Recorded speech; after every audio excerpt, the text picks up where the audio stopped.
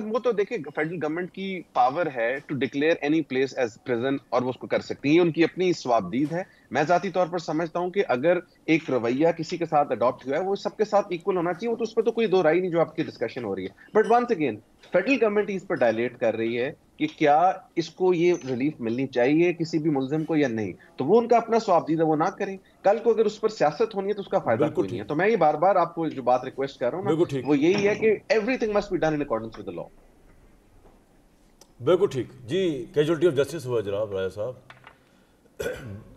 Worst case है ये तो सिनेरियो वो कह रहे हैं। मैं समझता हूँ कि ऐसी कोई बात नहीं। आप देखिए कि साइफर केस को आप ले लें थोड़ा सा, जी जी, कि सफिशेंट अपॉर्चुनिटीज़ दी गई, उसकी ऑर्डर शीट मैंने देखी, उससे रिफ्लेक्ट होता है कि एक नहीं कई मौके दिए गए।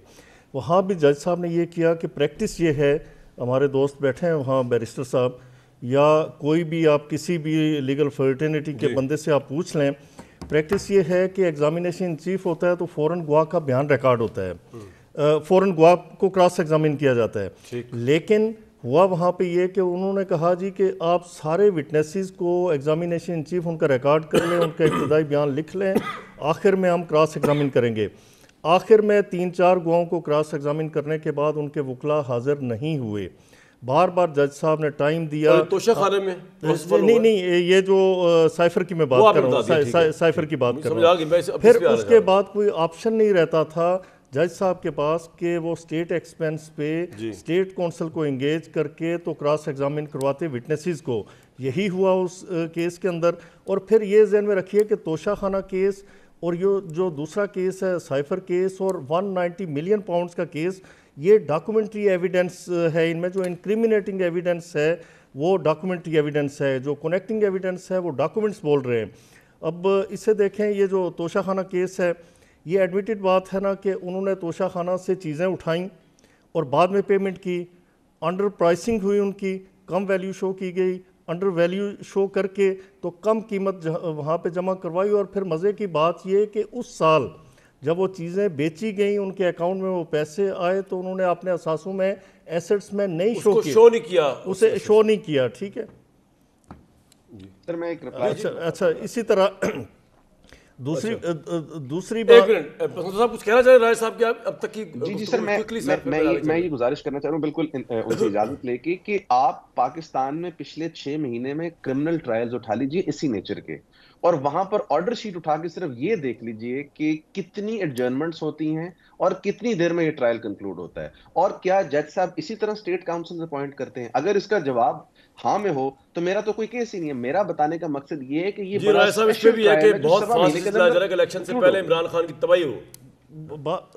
मुझे किसी से हमदर्दी है ना, किसी से बेचैनी है ना, कोई तनकीद, बस न्यूट्रल। जी बिल्कुल, आप ठीक फरमाते हैं। अब देखिए, जो बैरिस्टर साहब बात कह रहे हैं कि ऐसा नहीं होता, वो उनका कहना ये है। ठीक है, इसी केस में जो साइफर केस है उसमें 1 माह की डायरेक्शन दी थी इस्लामाबाद हाई कोर्ट में कि इसे कंक्लूड करें। ये कब दी थी? अक्टूबर में। आज क्या है, जनवरी एंड हो रहा है, फरवरी हो गया, फरवरी स्टार्ट हो गया।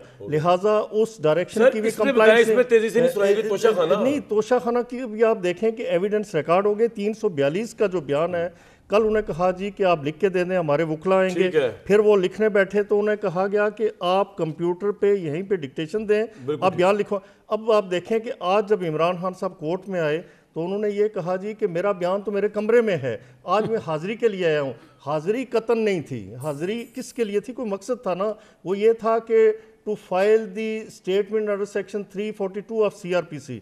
उन्होंने वो नहीं वहाँ पे सबमिट की, जिसकी वजह से आप हाल में सजा ठीक हुई है। जी देखें, मैं समझता हूँ कि ये तो डिटेल फैसला आएगा, सारी बात उससे रिफ्लेक्ट हो जाएगी। जी। और अपीलेट, इनके पास अपीलेट फोरम मौजूद है। पॉइंट आ गया जी। और एक बात मैं यहाँ पे ऐड करना चाहता हूँ, इससे पहले मियां नवाज शरीफ को सजा हुई, उन्होंने कभी नहीं कहा कि मेरे वकला हाजिर नहीं होंगे, हर तारीख पे खुद हाजिर होते रहे, उनके कौंसल हाजिर होते रहे, और पूरी तरह से किस्मत ही खराब है कि ना वकील हाजिर हुए ना इनके हक में फैसले हुए। मैं ब्रेक ले लूं भट्टी साहब की इजाजत से, समझ के लड़े तो आप बहुत रहे मुझे। मैं तो इस बात पे हैरान हूं कि भाई अगर इमरान खान जिसकी वजह से यहाँ तक पहुंचे हैं, 14 साल कैद व मुशक्कत भुगत रहे हैं जेल के अंदर, तो गवर्नमेंट क्यों किसी दूसरी पार्टी को कहेगी कि वो बनीगाला में हाउस अरेस्ट हो जाए? वाई? ये बड़ी ज्यादती होगी इमरान खान के साथ कि अगर वो तो जेल में है और उसी जुर्म में उनके शरीक जुर्म जो है, क्योंकि वो शरीक हयात है, उनको आप कहेंगे आप घर में भाई 1500 खवातीन को भी घरों में जाना चाहिए। हाँ जी, लेकिन ये तो इमरान के साथ इंसाफ नहीं है जिसकी वजह से वो जेल में है। तोशा खाना वाले मामले में मैं समझता हूँ कि वह जेल में है। अगर आप लोगों को याद नहीं पड़ा तो मैं याद करा दूँ कि अगले हफ्ते जुमेरात को 8 फरवरी जुमेरात को इलेक्शन है पाकिस्तान में। तो भट्टी साहब, इस वक्त नवाज शरीफ साहब की क्या कैफियत होगी? आज बुशरा भी गई, इमरान भी गए, अब तो ताज सज गया, कांटे इधर उधर हो गए, फूलों की सेज पाँव के नीचे। एक ऐसा बंदा जिसकी 5 लाख दिरहम में, एक गरीब आदमी, मेरे जैसा कोई गरीब आदमी, उसकी 1 मिलियन दिरहम में लॉटरी निकल आए तो क्या कैफियत होगी? वाह!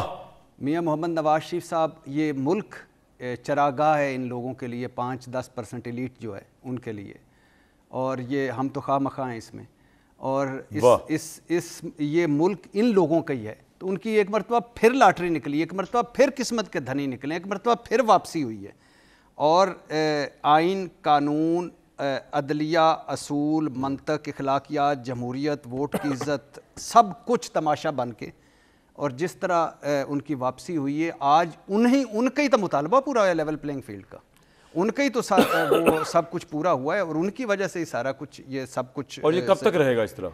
ये अब जब तक नवाज शरीफ साहब दुआ लड़ते नहीं।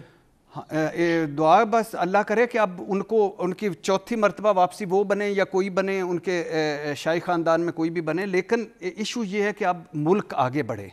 अब ये ना हो कि फिर 6 महीने बाद वो लड़ पड़े और फिर से हम 0 पॉइंट। सादिक साहब, बहुत बड़ा रिलीफ आप लोगों को मिला है पिछले 1 महीने में, इसका आप अगर इजहार नहीं करेंगे तो अल्लाह क्या नाशुक्री होगी। जस्टिस इजाजुल एहसन के रिमूवल से लेकर ये जो फैसला आया बल्ला छिन जाने से लेकर, और अब ये जो ऑब्वियसली पाकिस्तान तहरीक इंसाफ के जो कारकुन हैं उनको डीमोरलाइज करने वाले ऊपर नीचे 2 फैसले जो है, तो अब खुदा का शुक्र अदा करें कि आपके हक में सब कुछ कर दिया गया या हो गया। तो अब मुल्क को आगे ले जाने की प्लानिंग क्या है? क्योंकि अब इलेक्शन तो आप समझे आप ही जीत गए, आप हैं अब तो हर सू जहाँ देखूँ। तो अब आगे क्या है? पाकिस्तान किस तरह आगे जाएगा? या हम अभी भी आप प्राइम मिनिस्टर बनने के बाद इल्ज़ाम ही लगाते रहेंगे, भाई 2017 मेरे साथ ये हो गया, 2013 में ये हो गया था, 93 में ये हो गया, हमें काम नहीं करने दिया, अब हमने मजीद काम नहीं करना? सद्दिक साहब, जस्टिस इजाजुल एहसन साहब के रेजिग्नेशन का तो आपने जिक्र किया। जस्टिस इजाजुल एहसन साहब की अपॉइंटमेंट जिसमें सुपरवाइज उन्होंने की थी लोअर कोर्ट की जो प्रोसीडिंग्स थी, जो नैब का केस मियां नवाज शरीफ साहब के ख़िलाफ़ था, आप पंसोटा साहब, बैरिस्टर साहब बैठे हुए, इनसे पूछिए उसकी कोई मिसाल मिलती है? ज़रा उसके भी केस स्टडी करें और देखें कि सुप्रीम कोर्ट के जजेस को लोअर कोर्ट्स के ऊपर सुपरविज़न के लिए लगाया गया था, तो आपको उससे अंदाज़ा हो जाएगा कि ये मुल्क किसकी चरागाह रही है। और ये चरागाह मेरे भाई भट्टी साहब ने कहा मियां नवाज शरीफ की है, मगर जिसने अरबों के हीरे बताए कि एक घड़ी के अंदर इतने हीरे थे, वो 700 रुपये का या 7000 रुपये का एक हीरा बनता है जिस पे उन्होंने वो घड़ी बेची, ये उसकी चरागाह नहीं थी। ये 400 उसको तोहफ़ा दे दिया 190 मिलियन पाउंड का, और उसके बदले में 450 कनाल ज़मीन ले ली, ये उसकी चरागाह नहीं थी। जिसने आरिफ नकवी से 3 मिलियन पाउंड लेके उसको $1 बिलियन का के इलेक्ट्रिक में फ़ायदा दे दिया, ये उसकी चरागाह नहीं थी। कितनी अजीब सी बात है, आपको एक अजीब सी चरागाह नज़र आती है। यानी अपने बेटे से तनख्वाह ना लेने वाले की तो वो तो हो गई चरागाह, और किसी वकील ने एक फ़ॉन्ट जो अवेलेबल था उसको डाउनलोड किया और उस पर 8 साल सज़ा किसी की बेटी को हो गई, तो वो तो थी मरियम नवाज़, तो कोई बात नहीं है, वो तो चरागाह की मालिकन है। ये अजीब मालिकन है चरागाह की, ये अजीब मालिक हैं चरागाह के कि किसी को बेटे से तनख्वाह ना लेने पे सज़ा हो रही है। भाई अब ये है कि पाकिस्तान को मजीद चरागाह बनाने के बजाय मैं ये सज़ा हो रही है करेंगे, और ये तो हम जरूर करेंगे अगर अवाम हमें इलेक्ट करेंगे, अगर अवाम हमें इलेक्ट करेंगे तो हर सूरत मुल्क की खिदमत करेंगे, हर सूरत मुल्क की खिदमत करेंगे। कोई भी शख्स जो अपने आप को पेश करता है मुल्क की खिदमत के लिए, वो किसी प्लान के तहत करता है, और हमारी टीम्स जो हैं वो बहुत ज़्यादा काम कर रही हैं। आज भी एक मीटिंग हुई है इकोनॉमिक फ्रेमवर्क के ऊपर कि कैसे यूथ के लिए एम्प्लॉयमेंट पैदा करनी है, कैसे small to medium sized enterprises को आगे बढ़ाना है, कैसे मुल्क की जो एग्रीकल्चर है उसकी पैदावारी ताकत को बढ़ाना है। आप मुल्क की फिक्र लाहक हो गई, आपको मुल्क की कमांड संभालने लगे जी। बिल्कुल ठीक है, मैं बड़ी अच्छी बात आप लोग कह रहे हैं। तो लोगों के हाथ में है, लोग जिसे वोट देंगे उसी को कमांड मिलेगी। नहीं नहीं नहीं, लोगों के हाथ में नहीं है, चलाएगा ये या आपके यहाँ शरीफ फैमिली के हाथ में। मेरी बात सुने सर, ये ना कहिएगा लोगों के हाथ में जितनी बची खुशी भी उसके बाद भी वो शरीफ फैमिली के हाथ में है, उधर आगे जरदारी फैमिली के हाथ में है, लोगों के हाथ में नहीं है। 2018 में भी 2018 में भी एक मिनट 2018 में भी ये PMLN के हाथ में थी, नवाज शरीफ के हाथ में थी। यानी आप कैसी बात करते हैं कि जब नवाज शरीफ अगर पॉपुलर हो जाए और आपको लगे वो जीतने लगा है, ऑपोजिशन लीडर भी आपका ही था। नवाज शरीफ जीते तो उसके हाथ में नहीं सुनिए, अगर नवाज शरीफ की लीडर भी फैमिली का ही है ना, आपको खबर कहीं से मिले तो फिर उनके हाथ में है।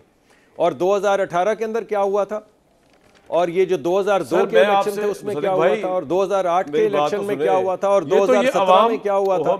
नवाज शरीफ के हाथ में ही थी ना। मैं क्या कह रहा हूँ,